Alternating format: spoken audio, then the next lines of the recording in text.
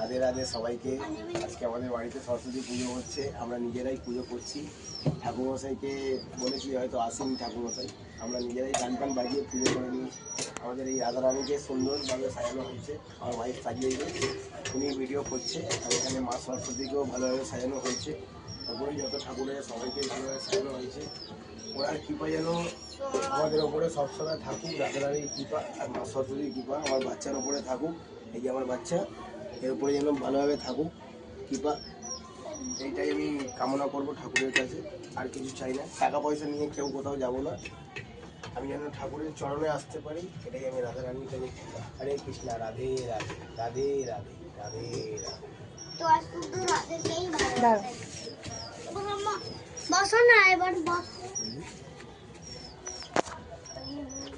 এই যে আমাদের মা সরস্বতী, আমাদের এই যে মা কিউট রাধারানী।